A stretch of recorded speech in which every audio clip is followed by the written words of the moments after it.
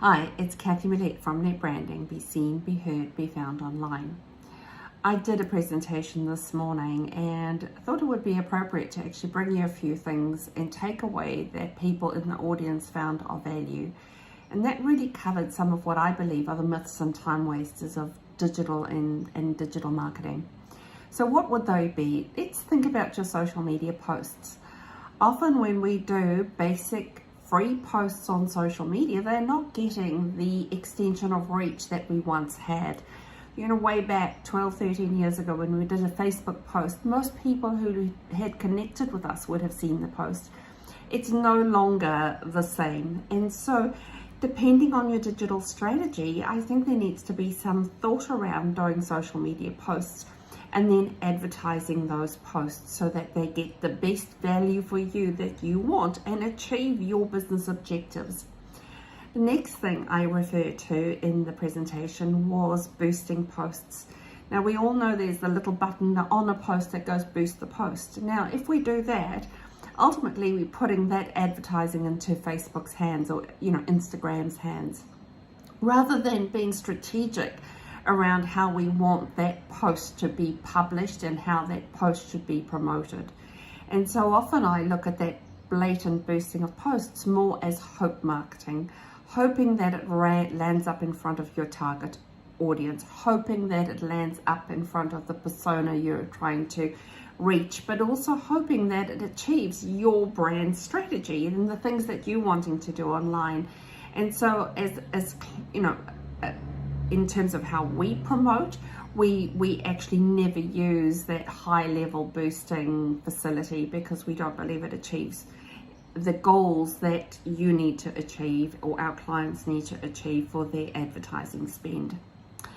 The other thing about that is lives. Often people do Facebook lives, pretty much like what I'm doing now, although this isn't a live, this is a video.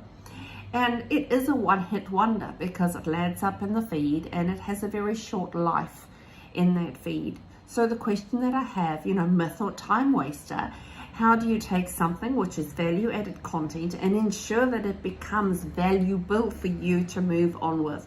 Download the live. Where else can you use it? Can you put it into an email out to your client base? What can you do with the material that you've created to extend the lifespan of that material?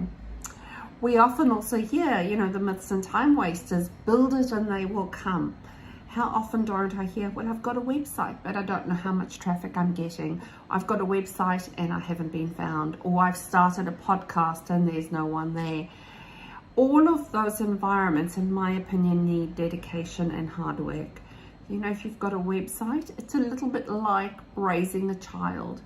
A child goes from newborn to whatever age they leave your care, and possibly even then you still have some form of sense of duty and responsibility for them. And at the end of the day, that's what your digital assets are as well. They need to be nurtured, they need to be built, they need to be cared for, they need to be watered. And only when you're doing the building and the caring for them does it actually provide fruit to you. So ultimately, I talk about building resilient digital assets that can support your business through thick and through thin.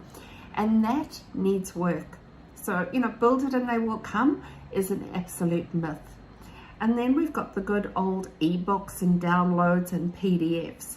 And again, I look at those as possible time wasters unless you have a really good follow-up strategy behind it. So how often haven't you downloaded an ebook with the very good intention of actually working through that ebook and with the intention of reading it later? And how often do you actually go back to reading that ebook? And so, yes, you've shared your details with wherever you got that ebook, but what are they going to do with it? And so, myths or time wasters, if you're going to provide an opportunity for somebody to download something from your website, then what? What is your next step, and how will you maximize the fact that you've now got some data that you can utilize to connect with that person again? So those are some of my suggestions or thoughts around myths and time wasters and how you can actually get greater value out of the digital steps that you take for your online presence. If you've got anything that you'd like to chat to me about, my name is Kathy and I'd love to hear from you. And if you'd like to visit our website, feel free to do so. It's www.netbranding.co.nz. Thanks and have a lovely day.